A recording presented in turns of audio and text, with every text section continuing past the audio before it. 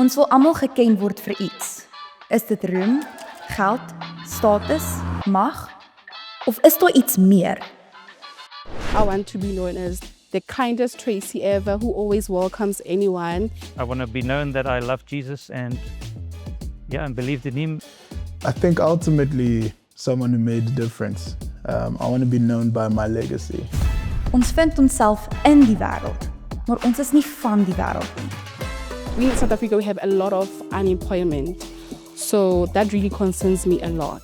The corruption situation in our country, I think, is the worst. Okay, taxis are reckless driving. It's bad. I see the economy as a problem in South Africa at the moment. Daar gebeur baie dinge. Oorloë, gerugte van oorloë, siektes, hongersnode, baie dinge wat die lewensgeluk van die mens onderlyn. Ons is geroep om te beweeg van concern na compassion, om nie pleinweg in kultuur in te pas nie, maar om die kultuur rondom ons te transformeer. Ons is geroep om city changers te wees, compelled by compassion.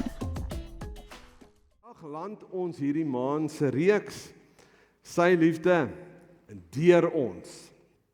Ek weet nie van jou nie, maar dis 'n reeks wat 'n ou opnuut weer uitdaag.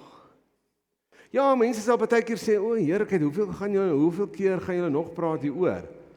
Totdat ons dit word. Amen. So wat ek vanoggend gaan praat, het jy dalk al gehoor. Sê, ag Here, hoor ons nou weer van liefde vanoggend. Maar dit was die uitdaging wat Paulus gehad het met die kerk in Korinthe. Maar ek wil eers gou deurgaan. Julle onthou net dat ons jaar se tema is gemerk deur sy heerlikheid, geken aan sy liefde. Jy sien, liefde is die mees akkurate uitdrukking van God se heerlikheid. Wanneer ons praat oor die heerlikheid van God, almal sien net die krag en is wonderlik. En die krag van God, ek beleef dit in my lewe, ek is gemerk deur sy heerlikheid, sy krag en sy vermoë en sy kapasiteit. Maar die Engels sê 'n woord, hy gebruik die woord, the ultimate expression of God's glory is love. So Here, dit is die akkurate uitdrukking, dit is die hoogste uitdrukking van God se heerlikheid. Nou, ons het nou stilgestaan by een van Paulus se briewe wat hy aan die gemeente in die stad van Korinthe geskryf het. Nou as jy Paulus geken het, hy het hom so nou en dan gewip. En jy kan optel in sy skrywe baie keer, ja, Paulus is nou bietjie wipperig. Hy roer hierdie spul en hy het daai klomp omtrent geroer in Korinthe. Want dit is 'n gemeente wat bekend was vir rykdom, fenominale programme, aanbiddingsspanne en worship wat skrik vir niks. Selfs die gawes wat deur hulle gevloei het. Maar een ding wat hulle kort gehad het, wat Paulus baie duidelik aangespreek het, dit was hulle liefde. Hy sê, julle toegelaat dat die kultuur van selfsugtigheid binne in julle kerk inkom, binne in julle gemeente inkom.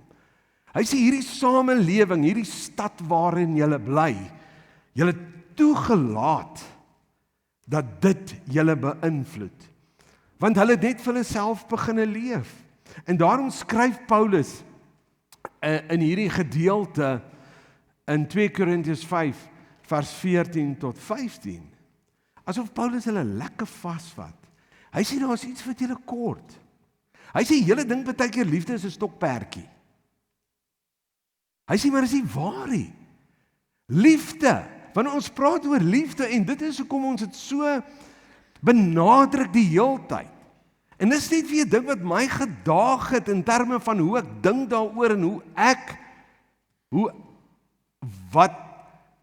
ek optree en hoe ek praat en hoe ek mense hanteer.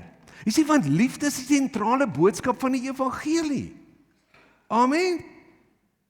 Want so lief het God die wêreld gehad, sodat elkeen wat in hom glo nie verlore sal gaan nie, maar die ewige lewe sal beerwe. Liefde is die sentrale boodskap van die evangelie. Dis nie wil ek of wil ek nie. Dis die kultuur en taal van die koninkryk van God. Wanneer jy oorgedra word, of die Here jou uitruk uit die duisternis van die koninkryk van duisternis in die koninkryk van God in, dan kom jy in 'n kultuur in van liefde. Nou skryf Paulus, 2 Korintiërs 5 vers 14 tot 15. Hy sê, maar mag die liefde, nou verwys hy na wat God gedoen het, mag die liefde van Christus julle dring. Nou ek dink, wanneer ou dink aan dring, is iets wat jou dryf, nê? Is soos waterstroom, is 'n stroom van water wat jou meevoer. Dis 'n soort krag. Hy sê, mag die liefde van Christus julle dring, omdat ons oortuig is, een het vir almal gesterf, die afgehandelde werk van Jesus, dit wat Jesus kom doen het. Dis die kernboodskap van die evangelie, en daarom het almal gesterf, en hy het vir almal gesterf, sodat die wat lewe, nie meer vir hulle self kan leef nie, maar vir hom wat vir hulle gesterf het en opgewek is.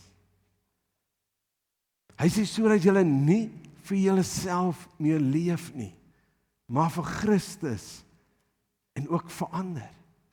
As ek jou vandag vra, wanneer mense oor jou praat, of miskien moet ek vir julle vra, wat sê die mense in die dorp oor my?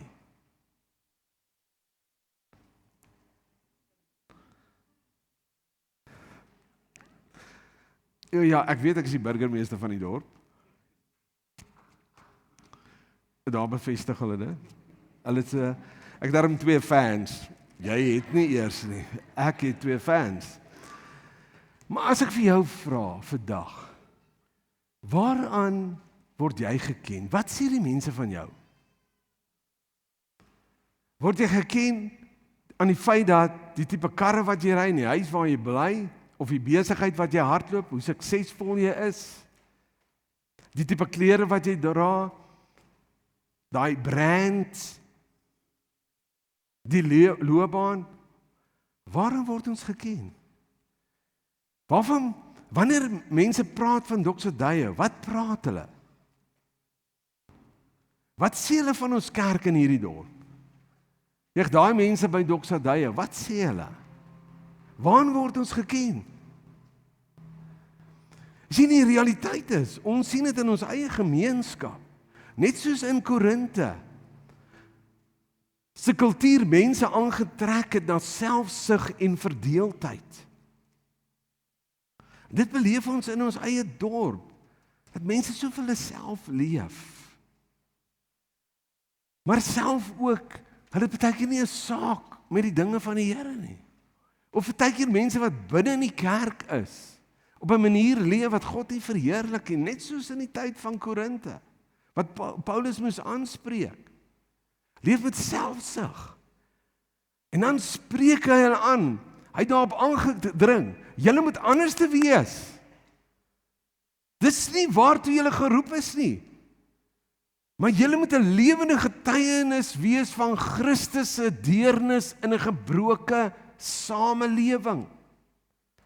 Hy sê dis waarvoor julle geroep is. En dan skryf hy in 2 Korintiërs 1 vers 3 tot 5, die volgende. Hy sê, lofwaardig is God die Vader van ons Here Jesus Christus, die Vader van barmhartigheid, van medelee en die God van alle bemoediging. Hy bemoedig ons in al ons verdrukking, sodat ons hulle wat in allerhande verdrukkings verkeer, kan bemoedig met die bemoediging, van die vertaling sê, met die vertroosting, met die medelee waarmee ons self deur God bemoedig word.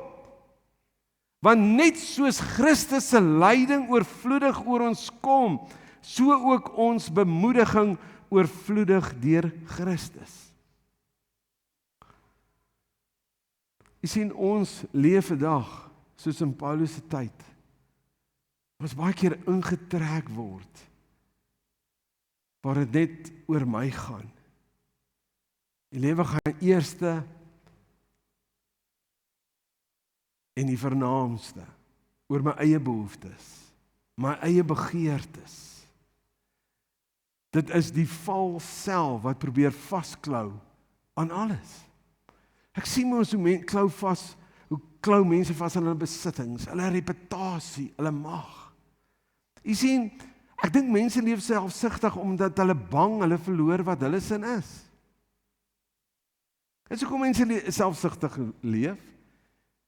En veral mense wat die Here volg, volgelinge van Jesus. Moenie dink dat almal wat in hierdie kerk sit, nie selfsugtig leef nie. Dis hoekom Paulus het geskryf het, want hy weet, selfs binne in die kerk, leef mense selfsugtig, want hulle is bang hulle verloor wat hulle sin is. Die vrees dat dit nie genoeg sal wees vir ons nie, of dat ons waarde sal verloor as ons gee. Ek glo die Here daag ons uit in hierdie tyd om anders te begin leef. Ons leef dikwels so vir onsself, so selfsugtig, dat ons baie keer nie eens bereid is om te belê in die koninkryk van die Here nie, wat jou en my lewe kom verander het. Dat ek en jy heeltemal anders te leef, ons bestemming is verander. 'n Ewigheid is vir ons voorberei saam met God. Maar ons vergeet ook dat ons ook aan die ontvangkant van God se troos en empatie gestaan het. En nou sê hy, julle moet nie dit vergeet nie. Julle het ook aan daai kant gestaan van God se empatie en vertroosting. Hy sê nou moet julle met daardie selfde troos, met daardie selfde empatie as geskenk, dit nou deur julle lewe laat vloei na ander toe. Jy sien, empatie, God se liefde vir ons, beweeg ons om deernis vir mense te hê. Hy sê dit wat hy in ons bewys het, ons het aan daai kant gestaan op 'n stadium. En as ons so aangaan en ons stap die pad, dan asof ons dit vergeet. En Paulus moet hierdie ouens net weer so bietjie belyn. Onthou net so bietjie. En asof die Here vir ons ook ons so bietjie wil belyn net weer. Ons net weer herinner. Kobus, onthou, jy het ook aan daai kant gestaan. En ek daag jou uit dat daai selfde medelee, deernis, empatie deur jou lewe sal vloei. En ek wil julle vat na Markus 6 toe, waar Jesus dit so mooi verduidelik. Wanneer ons praat, wanneer jy dink aan die gedagte van deernis, wanneer Paulus skryf, julle moet anders te leef. Julle moet leef met deernis. Dis 'n uitdrukking van liefde. Jy sien, wanneer ons praat oor deernis of empatie, wanneer Paulus daarna verwys, gaan dit nie net kennis neem van mense se geestelike verlorenheid nie. Ag, dis nou so jammer dat soveel mense verlore gaan in hierdie dorp. Maar ons bid vir hulle. Ons weet daar soveel pyn in hierdie gemeenskap. Mense het soveel gebrokenheid. Ag, dit is tog so jammer. Maar Paulus sê dit kan nie net by jammer bly nie. Hy sê maar dit beweeg na raak betrokke. Dis wat deernis beteken. Ons sit partykeer hier en ons huil partykeer selfs oor ons dorp, maar ons is nie bereid om uit te gaan en betrokke te raak nie. Ons is so bekommerd oor ons dorp en wat alles aan in die dorp aangaan. Maar ons raak nie betrokke nie. En Paulus daag ons uit. Wanneer gaan ons? Nou impliseer ek nie, ons is van julle is nou nie betrokke. Dis wat ek sê nie. Maar ek dink die Here wil ons na 'n volgende vlak toe vat. Van deernis, van empatie. Dit kan nie meer bly, ek is jammer om dit te hoor nie. Maar die Here wil ons beweeg na 'n hoër vlak van deernis. En Jesus kom verduidelik, hy leer eintlik die disippels hoe deernis moet lyk. En ek wil net gou die eerste gedeeltjie lees in Markus 6 vers 30 tot 40, 44, maar is net die eerste deel. Moenie worry nie, ek gaan nie al die verse lees nie. En die apostels het by Jesus saamgekom en hom alles vertel wat hulle gedoen het, sowel as wat hulle geleer het. En hy sê vir hulle, kom, julle self in die eensaamheid na 'n verlate plek en kom rus so 'n bietjie, want daar was baie wat kom en gaan. En hulle het selfs geen tyd gehad om te eet nie. En hulle het toe met die skuit vertrek na 'n verlate plek in die eensaamheid en die skare. Hey, die skare het gesien, daar gaan Jesus. Hey, dis mos Jesus daar. En hulle het hom herken en sommer te voet, hulle het gehardloop van al die stede af, saamgestroom en voor Jesus hulle uitgegaan en hom daar ontmoet en by hom vergader. En toe Jesus nou daar aankom in die boot, sê hy die volgende, in vers 34. En toe Jesus uitklim, sien hy hierdie groot menigte. En hy het vir hulle innig jammer gevoel. Dis die woord wat gebruik word vir deernis. Nee, het jy gewonder hoekom gebruik ons die skapies? Want kyk wat sê hy. Hy sê omdat hulle so skape sonder herders was. En hy het hulle baie dinge begin leer. Nou deur wat hier afspeel in hierdie gedeelte verduidelik Jesus wat ware liefde is. Wat deernis is. Hy begin deur te sê, deernis sien mense nie probleme nie. En dis ons probleem. Al wat ons baie keer sien is net die probleme. Die disippels ook. Vers 36 as jy dit lees. Jesus sê vir hulle, hey, wat gaan ons nou maak? Wat gaan ons maak met hierdie mense? Hulle is honger, hulle het nou die lang dag hier gesit. Wat antwoord die disippels? Stuur hulle weg. En dit is vir my so hartseer wanneer ander kerke baie keer mense wegstuur. Nee, gaan, Dr. Dayo gaan julle help.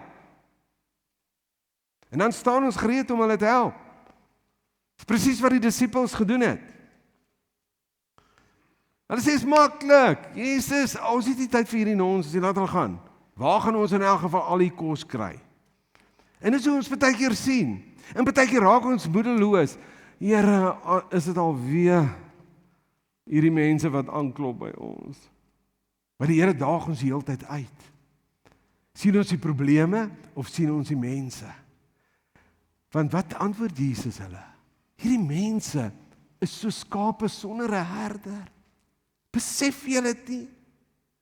Jy sien, ware deernis of empatie begin wanneer ons mense deur God se oë kyk. Na mense kyk. Deur die oë van Jesus kyk. Maar ons kyk so vas teen mense se probleme, dat dit ons irriteer en frustreer. Maar hy wil ons vat na 'n volgende vlak van deernis. Dat ons mense sal sien. Want wat is die opmerking wat ons baie keer maak? Ag, weet jy wat, julle dit nou regtig oor julleself gebring. Loop. Jy sien, want wanneer ons deur God se oë kyk na mense, sien ons nie probleme om te vermy nie, maar mense om lief te hê. Amen. Jy moet nou maar amen sê of eina. Want die Here daag ons uit in hierdie tyd. Ons het 'n wonderlike kerk. Ons het goeie worship spanne. Laat my so dink aan Korintiërs. Aan die kerk van Korinte. En ek dink die Here daag ons uit. Asof hy sê, waarin word julle geken en hartbeespoor? Julle? Die gawes vloei. Die kinderkerk werk. Die jeug hardloop rond. Man, julle is besig. Maar word julle geken aan my liefde? Word julle geken aan deernis vir mense? Daai selfe empatie wat ek vir julle gegee het, kry ander dit by julle. Jy sien, deernis, dan kom sê Jesus, deernis beweeg van besorgdheid na aksie. In vers 37. Toe Jesus nou vir hulle sê, hey, wat gaan julle nou maak? Toe hy vir hulle sê, gee vir julle vir hulle iets om te eet. Dan sê Here, dit sal 'n halwe jaar se loon vat. Hoe gaan ons vir hierdie mense sorg? Jy sien, Jesus probeer hulle skuif, wat hulle nie verstaan nie. Julle het al so toeskouers geword, dat julle nader aan deelnemers nou moet word. Hy het hulle gedruk. En dis wat Paulus ons die hele tyd aanmoedig. In die kerk kan jy so maklik, in die koninkryk van die Here, kan jy so maklik 'n toeskouer word. Want daar is mos 'n voltydse span. Ag, daar sou Sari, sy sal omgee vir daai mense. Ag, ek gaan nie worry nie, sy sal kyk na hulle, moenie worry nie. Maar die Here daag ons uit. Deernis beteken jy tree op, selfs wanneer jy onseker voel. Dit gaan oor gehoorsaamheid. En Jesus het hulle hierdie les geleer. En dan lees ons in vers 38. Ek dink Jesus het toe nou maar sy oë gerol en sê, wat het julle? Wat het julle? En hulle sê 5 brode en 2 vissies, wat 'n seentjie sy maat lunch ingepak vir hom. Maar is te min. En hoe gaan jy nou die mense voed met hierdie? Net 5 brode en 2 vissies. Jesus sê, bring wat julle het. Luister. Jy sien, baie van ons ding, ons het nie genoeg, ons kan nie deernis wys want ons het nie genoeg tyd nie.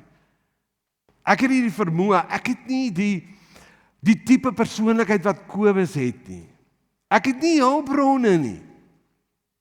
Dieselfde die disippels het dieselfde gedink.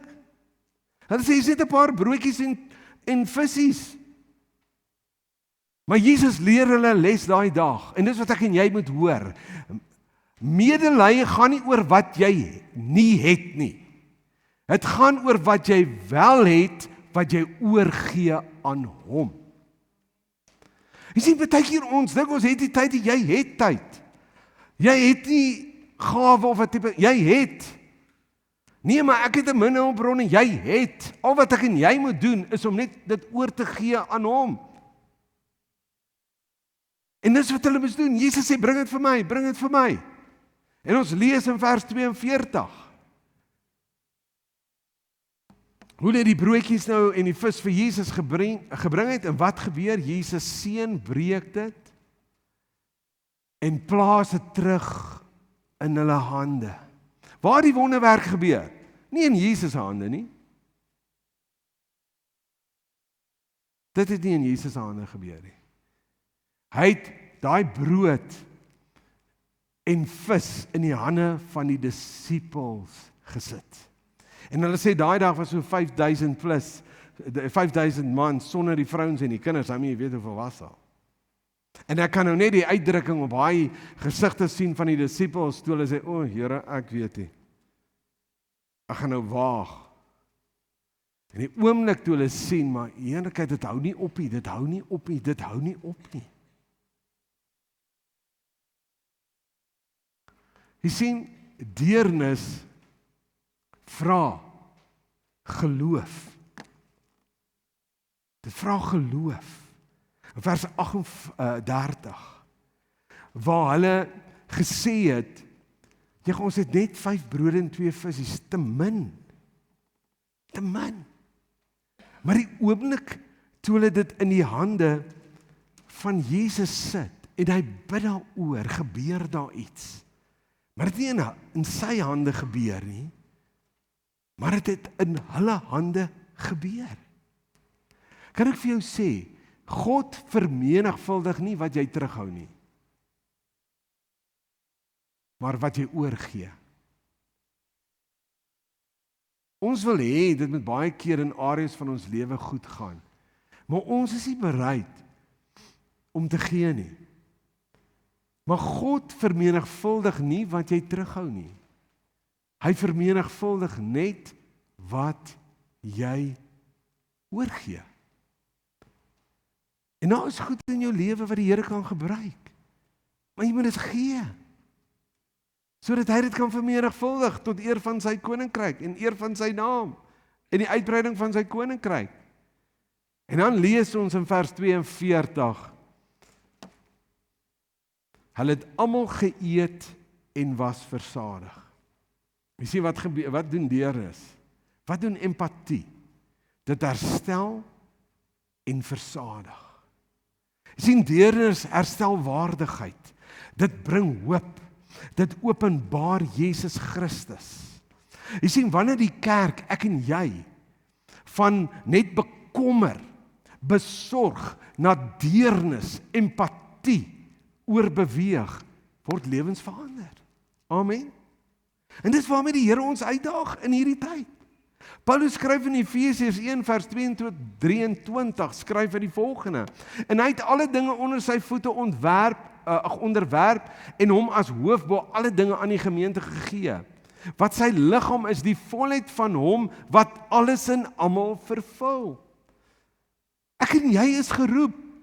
Onthou nou, ons sê altyd, jy kom nie kerk toe nie, jy is die kerk, jy is die program wat God wil gebruik. Ek en jy sy liggaam, sy hand, sy voete. Die disippels het die brode uitgedeel en die visies, hulle het die kos uitgedeel. Dit was Jesus se deernis deur hulle hande. En vandag gebeur dieselfde wonderwerke, dieselfde wonderwerk kan gebeur deur die hande van die kerk wie ek en jy is. Amen. Maar dit gebeur net wanneer ons bereid is om te dien. Wanneer ons van 'n eie ek beweeg na hulle. Wanneer ons op 'n plek kom.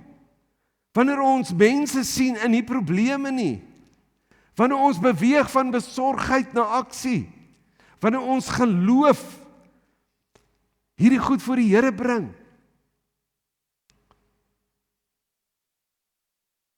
Jy sien, wanneer ons uitreik na die seer in ons gemeenskap, word ons die hande en voete van Jesus. Daar's soveel mense wat vasgevang is in verslawing. Daar's soveel mense wat verlore is in hierdie dorp.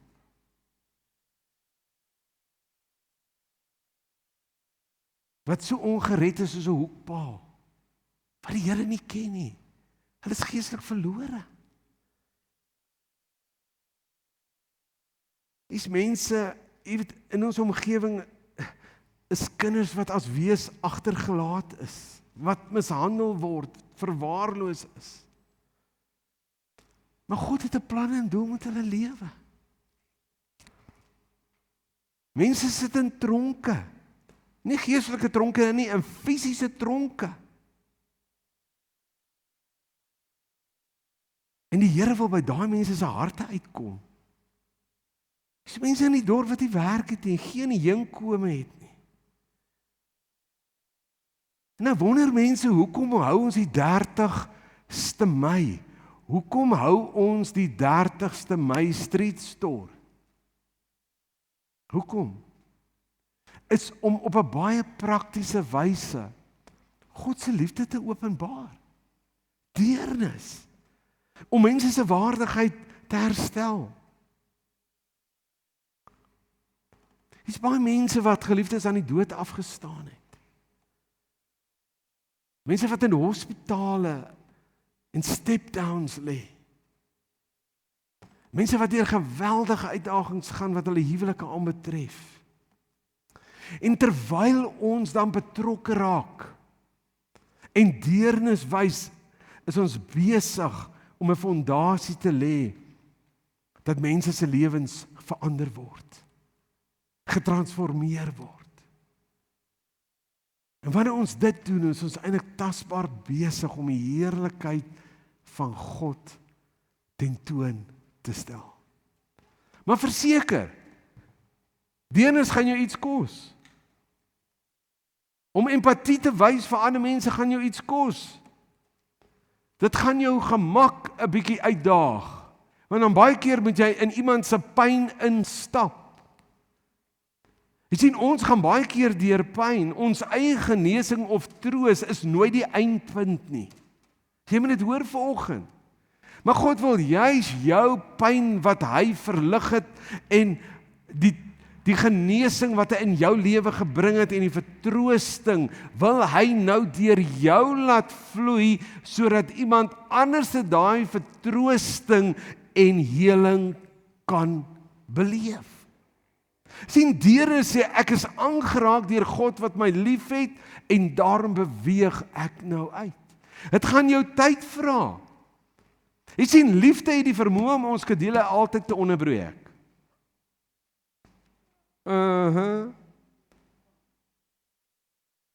Jy beplan jou dag so mooi, jou week, en dan gebeur daar iets. Want dan word ons uitgedaag. Want liefde doen dit. Want as ons regtig sê ons is lief, ons wil 'n lewe lei van empatie, gaan jy toelaat dat jou skedule onderbreek word. Jy gaan jou hulpbronne moet gee. Want empatie beteken ook jy's vrygewig om deernis te openbaar, om te wys, beteken jy raak vrygewig. Maar die wonder is, maar wat jy gee vermenigvuldig God. Jy verloor nie. En dit is so hartseer. Dat ons die hele tyd dink, selfs wanneer jy moet saai in die koninkryk van die Here, of wanneer ons jou tyd vra, kom help by Street Store, of kom help hier, kom help daar, en dink jy verloor. Maar as jy dit in die hande van God sit, vermenigvuldig hy dit. Ons kan baie keer so dom wees. Of nee, ek kan baie keer so dom wees. Om baie keer terug te hou. Nie te gee wat ek moet gee nie. Dan mis ek eintlik uit. Want God vermenigvuldig wat jy gee. Die vraag aan die einde van hierdie reeks is eenvoudig. Wat is in jou hand? Wat is in jou hand? Dink vir 'n oomblik, wat is in jou hand? Jesus vra nie.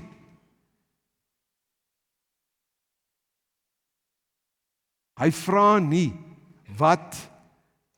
vir wat jy nie het nie. Hierdie ding bly nou die hele tyd skiet. Hy vra wat jy het. So wat het jy vanoggend in jou hand? Jy moet verseker iets hê. Ek is seker jy het 5 brode en 2 visse in jou hand. Is dalk voel dalk vir jou klein gewoon. Net soos die disippels, toe dit in die hande van die Here kom, toe hulle oorgee, gebeur daar 'n wonderwerk. Deernis hoef nie indrukwekkend te wees om kragtig te wees nie. Ek glo jy het iets in jou hand. Ek glo hier's mense wat hier sit, wat gawes het, wat weer afgestof moet word.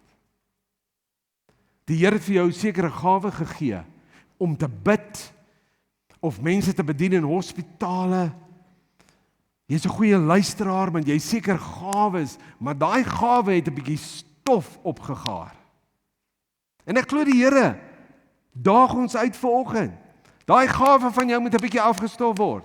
Want ek wil jou gebruik, sodat hierdie dorp, hulle wat geestelik verlore is, hulle wat deur die pyn van sosiale uitdagings gaan, hulle wat gebroke is, se lewens verander kan word. Ek glo, jy het tyd, wysheid, hulpbronne, wat God wil vermenigvuldig. Ek glo, deernis wat wag om te vloei. Daar's iets in jou hande. En ek wil vir jou vanoggend sê, die Here het ons nie geroep om emmers te wees nie. Jy sien, want emmers vloei nie. Baie keer leef ons soos emmers wat vol is. Maar dit beskerm, dit hou. Maar die Here het ons geroep om 'n housepipe te wees. Is julle reg? Kan jy ons die kraan oopmaak? Is dit waar? Sien hierdie emmer hou alles in. Maar 'n tuinslang, hy vloei al die pad. Amen. En hy verfris en dit raak almal, alles. Kyk, as ek hom nou moet aansit, gaan hy julle almal raak. Is dit waar? So ek vra vanoggend, wil jy 'n emmer wees of wil jy 'n tuinslang wees? Ek is ernstig. Dis nou 'n komiese metafoor. Nou ek het Bella, my hond, sy's 'n bull terrier. Ek moet letterlik in die nag op my tone trippel om die tuin van die tuingoed nat te maak met 'n tuinslang.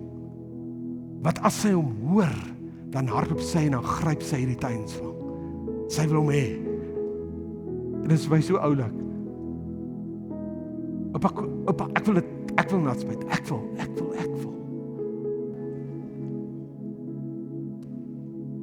Jy sien 'n emmer hou water vir homself.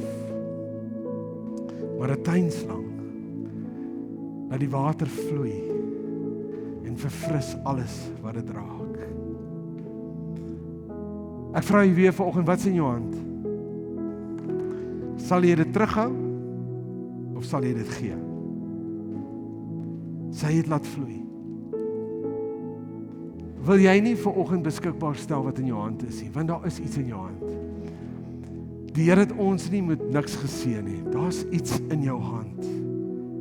Dit hang net altyd af wil ons dit beskikbaar stel. Wil jy nie vir 'n oomblik net saam met my staan nie? Ek glo die Here daag ons uit vanoggend. En ek het verwys daar soveel mense wat geestelik verlore is in hierdie dorp. Mense wat deur soveel pyn gaan as gevolg van die uitdagings van die lewe. Ek weet nie van jou nie, maar ek is gedaag en ek moet oorgee.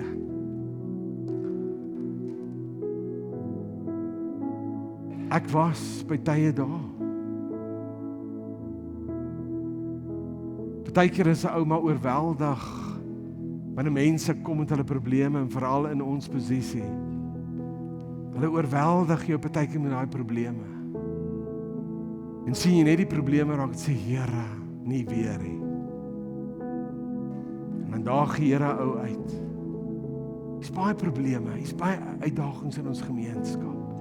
En al hoe ons dit gaan doen, ons gaan dit nie met 'n emmer kan doen nie. Ons gaan nie. Ons moet sê, Here, ek wil dit wees. Ek wil 'n tuinslang wees waardeur U sal vloei. Aanhou dit. En sy genade is groot om ons te help.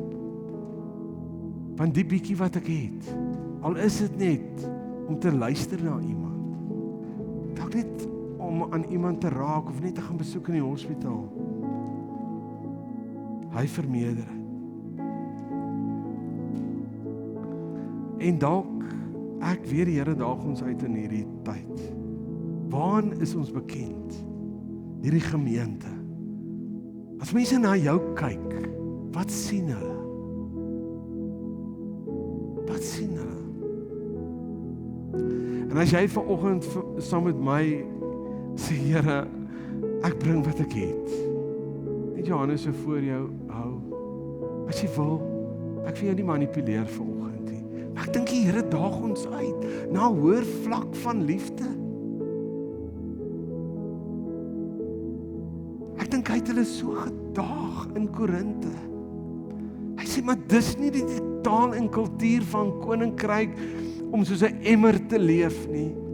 Hy sê, maar julle is geroep om soos housepipes te wees. Die liefde moet deur julle vloei, hierdie deernis.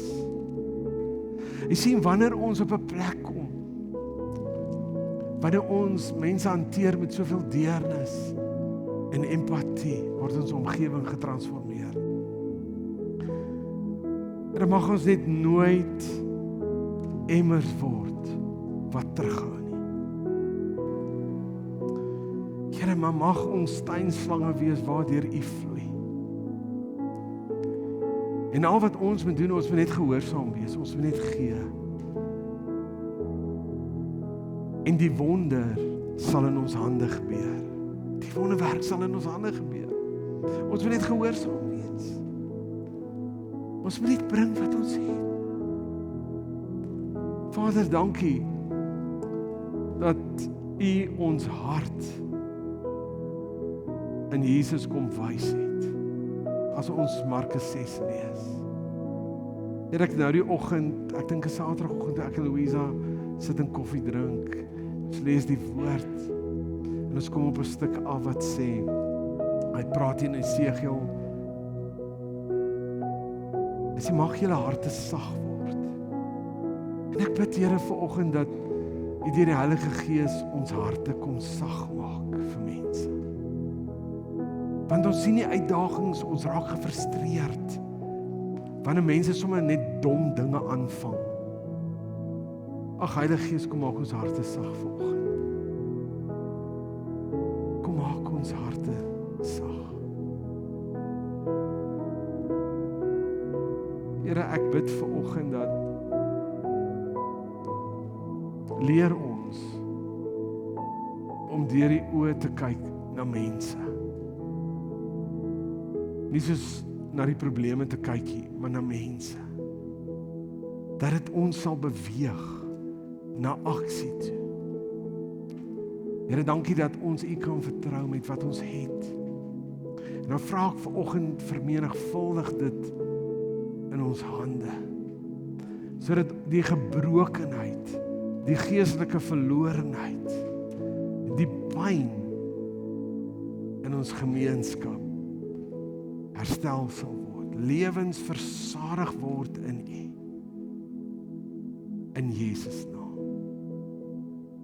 Amen en amen. Jy is welkom om hier sitplek te neem soos jy gaan neem en sê, hoor hierso, ek is 'n tuinslang en nie 'n emmer nie.